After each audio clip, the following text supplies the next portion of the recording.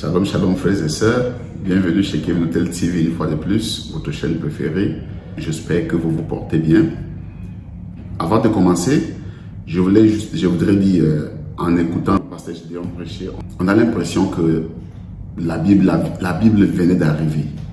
Voici un vieux livre, un vieux livre qu'on lise matin, midi, soir, sans vraiment comprendre à 50%. Mais avec le pasteur Gédéon de la Tchétchouva, nous comprenons beaucoup de choses. Nous comprenons vraiment beaucoup de choses et on a l'impression que la Bible devient très simple et explicite. Je vous encourage de lire toute la Bible. En évoquant le Saint-Esprit, d'ouvrir vos yeux pour que vous puissiez comprendre. Aujourd'hui, on va parler du salut.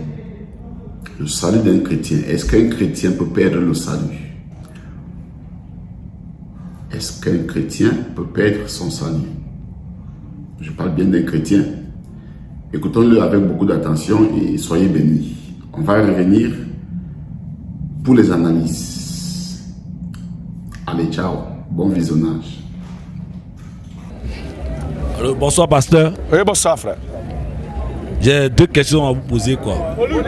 Il y a deux questions. Oui, deux questions. Bon, je voulais savoir d'abord, qu'est-ce que le salut? Et est-ce qu'un chrétien peut perdre le salut? Je voulais savoir. J'ai deux questions. Oui. Je voulais savoir, qu'est-ce que le salut? Qu'est-ce que le salut? Oui. Et est-ce qu'un chrétien peut perdre le salut? Ok. Juste une précision, pas plus. Merci. Voilà. Ce sont là les deux préoccupations. C'est ça. Merci, frère.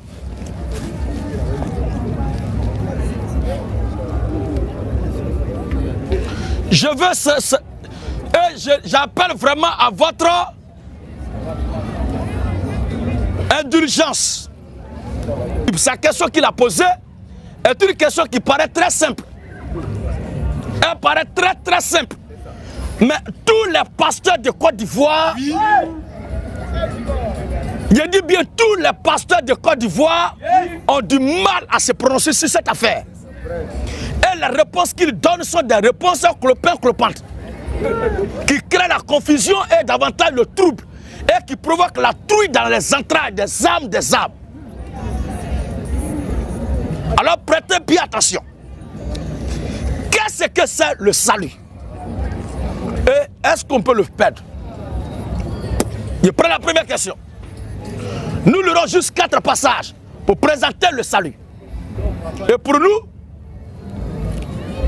pour être franc et être clair, c'est qui est le salut? Qu'est-ce que c'est le salut? Ça passe. Mais qui aussi est le salut? Premier passage de l'Écriture. On va commencer. Ce n'est pas moi, ni ma propre pensée, ni mes idées que je vais prendre. Mais on va lire vous-même la Bible et on va voir et écouter ensemble. Le livre de Luc, il dit quoi? Luc 2, oui. Le verset 27 à 29. Alors Siméon, va au temple, poussé par l'esprit. Alors, Luc 2, verset 29. L'Écriture va nous dépeindre la personne, va nous présenter qui est le salut. Qu'est-ce dit l'Écriture? Alors Siméon, va au temple, poussé par l'esprit, et comme les parents, apportaient le petit enfant Jésus, Jésus, pour accomplir à son égard, ce qu'ordonnait la loi, Siméon le reçut dans ses bras. Siméon reçut le petit enfant, et remplace ici Jésus. Siméon reçut le petit enfant Jésus dans ses bras. Béni Dieu et dit. Mais qui est cet enfant qui vient de naître? Qui est ce bébé que Siméon reçoit dans ses bras?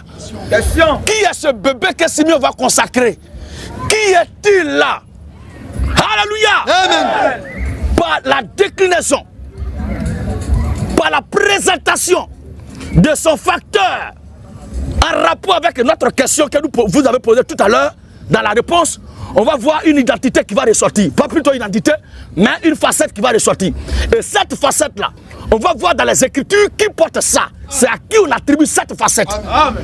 Alléluia. Amen. Hein. Alors Siméon, le reçu dans ses bras. Reçu Jésus dans ses bras. Béni Dieu a dit. Béni Dieu a dit. Maintenant Seigneur, tu laisses ton serviteur s'en aller en paix. Tu laisses ton serviteur s'en aller en paix. Selon ta parole. Selon ta parole. Car mes yeux.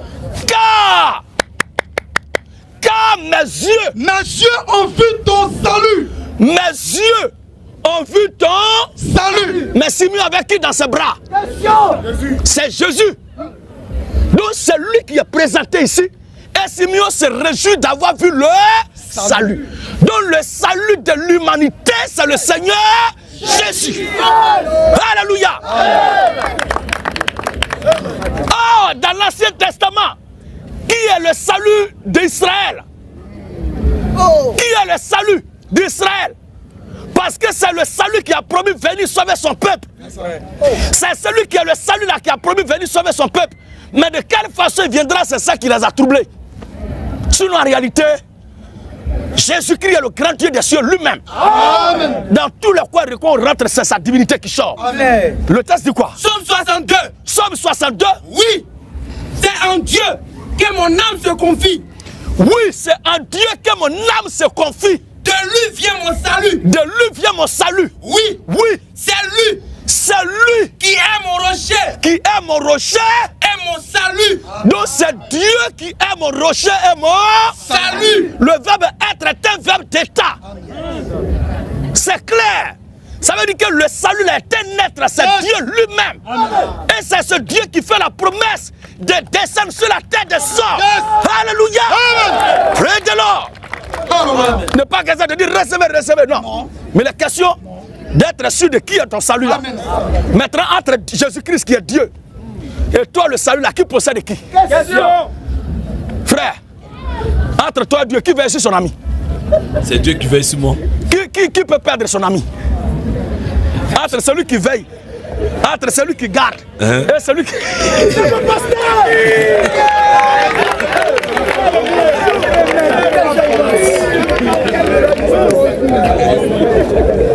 Un deuxième texte encore. Psaume 27 dit quoi? L'Éternel. Dis le verset d'abord. Psaume 27. À partir du verset 1. À partir du verset 1. L'Éternel. L'Éternel est ma lumière. Est ma lumière. Oh, la Bible dit Jésus-Christ est la lumière du monde. Il est Dieu. Jésus-Christ est Dieu. Amen. Mais il a accepté de prendre la position des humains. Amen. Parce que le peuple qui doit sauver est dans un corps. Et s'il vient dans sa dimension de feu, tout flamme, de gloire, les sujets à racheter là vont être consumés par ce feu. Donc il faut s'adapter à leur climat, à leur corps. Il faut se mettre à leur niveau. Et Dieu se dépouille de sa gloire. Amen. Est venu sur terre comme un simple homme. Le salut descend comme un simple homme. Éternel descend comme un simple homme. Yahvé Sabaoth descend comme un simple homme. Jéhovah Shammah descend comme un simple homme. Qui est Jésus? Qui est Jésus? Il est le créateur des cieux et de la terre. En dehors de Jésus, pas de divinité. Et nous disons encore, Alléluia. Alors, l'Éternel est ma lumière. Est ma lumière. Et mon salut. Et mon salut. Oui. Car mes yeux ont vu ton salut. Mes yeux ont vu ton salut. Salut. Que tu as préparé. Devant tout le peuple. Devant tout le peuple. Lumière. L'Éternel est ma lumière. Salut qui est lumière. Pour éclairer les nations. Voici qui est clair. Et gloire d'Israël ton peuple. C'est l'Éternel qui est la gloire d'Israël le peuple. C'est ça qui est clair. Maintenant, ça c'est à la naissance de Jésus. On va lui-même l'écouter de sa propre bouche. Luc chapitre 19. Le verset 8 jusqu'au verset, du verset 7 jusqu'au verset 10. Amen. Écoutez bien. On peut mentir sur un homme. Commençons au verset 6. Luc 19. On peut mentir sur un homme. On peut mentir sur les propos de quelqu'un. Et là, on peut avoir tort. Mais quand il est question de la lecture du testament rédigé par quelqu'un, on n'a plus à se frapper. Même si ça ne nous arrange pas, c'est ce qui est écrit dans le Testament. Amen. Ou bien lisons le Testament. Luc 19. Luc 19. À partir du verset 6. Donc, on commence la lecture très bien. Je reprends à ceux qui prennent note en ligne et qui nous suivent maintenant. Le salut, c'est qui? Qu'est-ce que c'est le salut? C'est ça, nous répondons. L'Écriture nous dit, dans Luc chapitre 19, à partir du verset 6 jusqu'au verset 9. Amen. Zachée se hâta de descendre. Il y a un de ces jours-là, le Seigneur Jésus-Christ était de passage et puis il est arrivé dans les environs où habitait Zachée. Maintenant, la Bible dit Zachée se hâta de descendre. Et le reçut avec joie. Et il reçut Jésus avec joie. Voyant cela, tous murmuraient. Et disaient, il est allé loger chez un homme pécheur. Parce que Zachée c'était un magouilleur, un collecteur des impôts. Ça dit c'est quelqu'un, un marmailleur, quelqu'un qui aime le business. Les gens ont dit, s'il vous plaît, lui pour lui là c'était pas dans ma maison de Dieu. C'est pas dans la maison de Dieu que Zachée faisait pour lui. Ce n'était pas. Non, attention. Ne gâtez pas le nom de Zachée. Zachée, c'est dans ce business-là. Si on peut dire, il lance mail. C'est un dealer. Voilà, c'est un truc comme ça. Ça n'a rien à voir avec rassembler le peuple pour le mentir au nom de Dieu. Il ne vendait pas huile au peuple de Dieu. Il ne vendait pas ruban rouge comme un professeur de pièces au peuple. Alléluia. Donc ne gâtons pas le nom de Zachée. Ces magouilles faisaient là, c'était dehors. Alors, il y allait loger. Les gens ont commencé à murmurer. Chez un homme pécheur. Et pour voir l'église chaque jour, Zachée a fait de l'église, lui dit rien. Et il ne partait pas dans les synagogues qui priait. Il était dans ses business, il était gamé. Alors Jésus allait dîner, manger chez Zachée. Maintenant, les religieux de son temps, les pharisiens et les scribes commençaient à murmurer en disant il est allé loger chez un homme pécheur. Et dîner. Ou bien c'est pas mentionné? Oui, lui.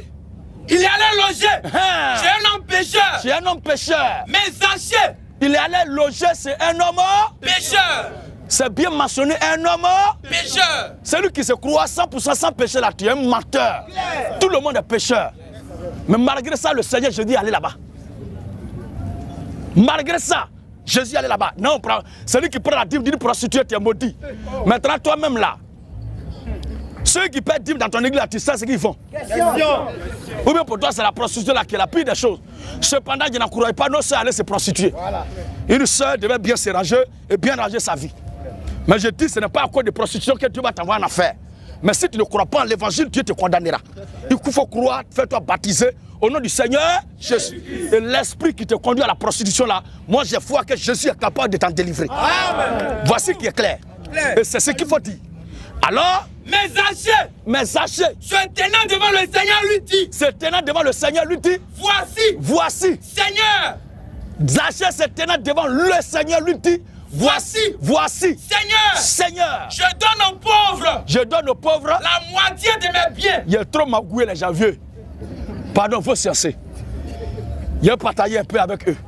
Pardon, il faut rappeler. Je sais que je suis un faux type. Mais malgré ça, tu es venu chez moi ici. Je vais profiter en même temps pour libérer mon cœur. Il faut qu'il me confesse. Et si j'ai fait tort de quelque chose à quelqu'un, voilà, je lui rends le quadruple. Je vais lui rendre le quadruple. Jésus lui dit. Qui lui dit? Jésus lui dit. Écoutez bien la partie maintenant. Le salut. Qui lui dit ici? Jésus lui dit. Jésus lui dit. Le salut est entré aujourd'hui. Dans cette maison. Mais qui est entré dans la maison des Zachée? Alléluia. Amen. Le salut est entré aujourd'hui dans cette maison. Donc le salut est un être qui se déplace d'un endroit A à un endroit B, à la recherche de ses sujets. Amen. C'est pourquoi dire qu'on a perdu le salut. Ça veut dire que c'est toi qui as cherché le salut et non pas le salut qui t'a cherché. Or, il est dit le verset 10, ça l'écriture dit quoi? Verset 10, il est écrit car le Fils de l'homme est venu chercher. Oh, le Fils de l'homme est le salut. Le Fils de l'homme est le salut. Le Fils de l'homme est le salut. Jésus-Christ est le Fils de l'homme. Car le Fils de l'homme est venu chercher entre toi et ce que tu possèdes comme bien. Entre toi et ton chien par exemple. Entre toi et ton animal. Entre toi et ton poulet. entre toi et ton mouton, en cas de perte, qui doit chercher son ami? Donc qui va aller chercher? C'est moi. C'est toi qui vas aller à la recherche? Oui, oui. Merci frère. Merci. Alors, On n'a pas. Luc 19, verset 10. Luc disait le verset 10. Car le Fils de l'homme Car le Fils de l'homme, est venu chercher. oh, le Fils de l'homme, c'est le Seigneur Jésus-Christ. C'est lui qui dit ici, le Fils de l'homme est venu chercher Et sauver et sauver. ce qui était perdu. Donc ces enfants qui sont perdus là, c'est lui qui est venu les chercher et les sauver. C'est pourquoi il est le salut. 2 Corinthiens. 2 Corinthiens 4, 2 Corinthiens 4. à partir du verset 3. À partir du verset 3. Si notre évangile Si notre évangile est encore voilé, est encore voilé, il est voilé il est voilé pour ceux qui périssent, pour ceux qui sont nés pour aller en enfer, pour les incrédules, pour les incrédules, dont le Dieu de ce siècle dont le Dieu de ce siècle-là a aveuglé l'intelligence, a aveuglé l'intelligence, afin qu'ils ne puissent pas briller afin qu'ils ne puissent pas briller, la splendeur de l'évangile, oui, de la gloire de Christ, de la gloire de Christ, qui est l'image de Dieu, qui est l'image, de Dieu. l'image, l'image, l'image De Dieu. Si tu es invisible et que Jésus-Christ a son image, que les gens s'interrogent qui il est réellement. Jésus-Christ est la visibilité du Dieu invisible. Alléluia. Continue encore. Nous ne nous prêchons pas nous-mêmes. Nous ne nous prêchons pas nous-mêmes. C'est Jésus-Christ. Oh, la femme l'a dit, ce soir vous annonce la voix du Frère. la voix du salut. La voix du salut. Amen. Maintenant, Paul dit, Paul qui était du nombre de ceux dont la femme décriait, qui étaient là. Paul dit, Nous ne nous prêchons pas nous ne nous prêchons pas nous-mêmes. nous-mêmes. C'est Jésus-Christ, C'est Jésus-Christ. le Seigneur. Le salut qui prêche là, c'est Jésus-Christ. Jésus-Christ. La voix du salut qu'ils annoncent, c'est Jésus-Christ. Donc Jésus-Christ, c'est le salut. C'est Jésus-Christ le Seigneur. C'est Jésus-Christ le Seigneur Oui, que nous prêchons. c'est bon frère. Maintenant, quelle est la durée du salut? Puisque parler de perdre le salut, comme si ça peut être pour 2 jours, 3 jours. Ou bien frère? Voilà. On va lire juste 3 passages. Alléluia. Alors, on va tirer la conclusion à la question. On commence d'abord par Ésaïe chapitre 45, le verset 17. C'est par l'Éternel C'est par l'Éternel. qu'Israël obtient le salut. Oh, dans le Nouveau Testament, c'est par Jésus-Christ qu'on obtient le salut. C'est le même type là. Amen. Seulement dans l'Ancien Testament, il évoluait sur les attributs. Et dans le Nouveau Testament, il évolue sur son nom propre. Amen. C'est par l'Éternel qu'Israël obtient le salut. Un salut éternel. Un salut. Éternel. Un salut. Éternel. Hein. Vous ne serez ni honteux. Lorsque vous obtenez le salut de l'Éternel là, je ne parle pas de salut par côté de ces quartiers, de ces pasteurs, mais le salut de l'Éternel là, lorsque vous l'obtenez, lorsque Dieu vous le donne, la Bible dit, Vous ne serez ni honteux, vous ne serez ni honteux, ni confus, ni confus, jusqu'à dans l'éternité. jusqu'à dans... L'éternité. En d'autres termes, celui qui possède le salut transcende le temps et l'espace et directement il est dans l'éternité. C'est pourquoi nous qui parlons, nous sommes des citoyens de l'éternité et nous sommes éternels parce que notre Dieu est éternel et nous sommes les membres du corps de l'éternité. Alléluia.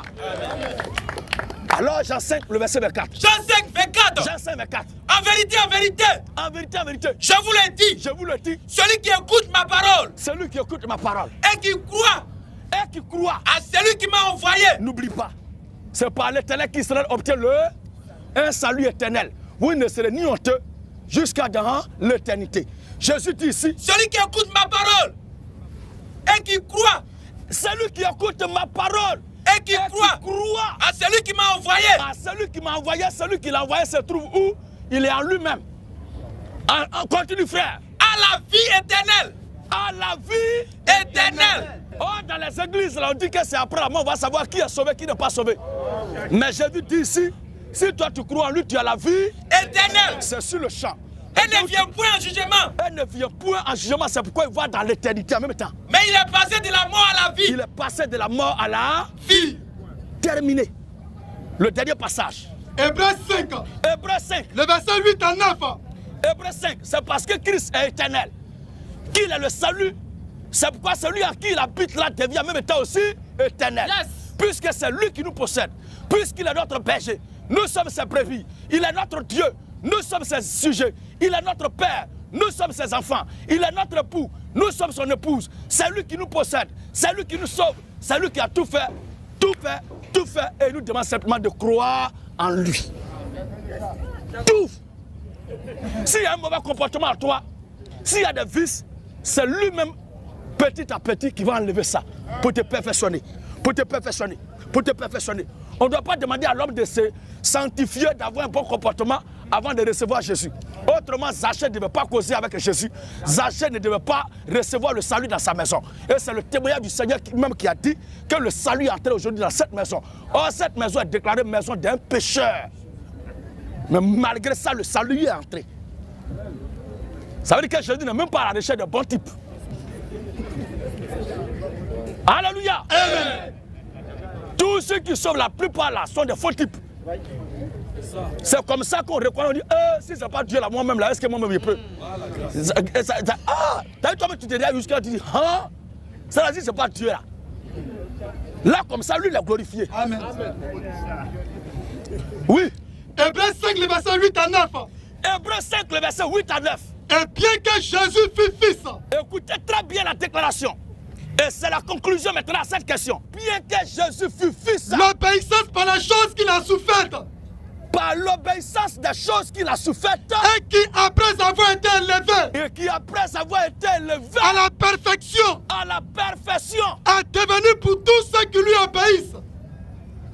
Pour tous ceux qui obéissent à Tante Marie, pour tous ceux qui lui obéissent, pour tous ceux qui obéissent à leur prophète, pour tous ceux qui obéissent à leur père et mère, jamais. Mais il est devenu pour tous ceux qui lui obéissent. Jésus-Christ est devenu pour tous ceux qui lui obéissent L'auteur des saluts éternels.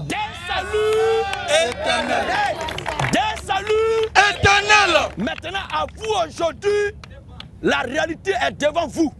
À vous de choisir, selon la grâce que Dieu a mis en vous, selon la capacité que Dieu a mis en vous, d'obéir à Jésus en acceptant l'évangile que nous prêchons là pour être sauvé et être baptisé en son nom de Jésus-Christ pour que l'auteur de ce salut qui est éternel, dont il est auteur là, devienne aussi votre vie.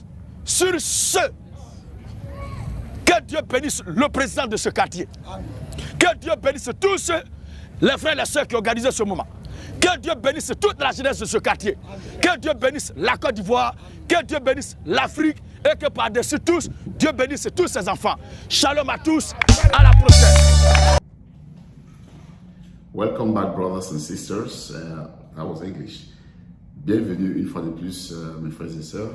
J'espère que vous avez appris quelque chose aujourd'hui. Ce qui est sûr, en écoutant le pasteur Gédéon prêcher, on apprend toujours quelque chose. On a su, en conclusion, on a su qui est le salut. C'est quoi le salut? Qui est le salut? Qui cherche qui? C'est toi qui cherches le salut, c'est le salut qui est venu nous chercher, ou c'est le salut qui nous cherche. Voilà. Si nous disons que le salut, c'est par la grâce, nous n'avons rien fait pour obtenir le salut. Nous n'allons rien faire aussi pour y perdre. Si je n'ai rien fait pour obtenir le salut, pourquoi je vais faire quelque chose pour perdre le salut?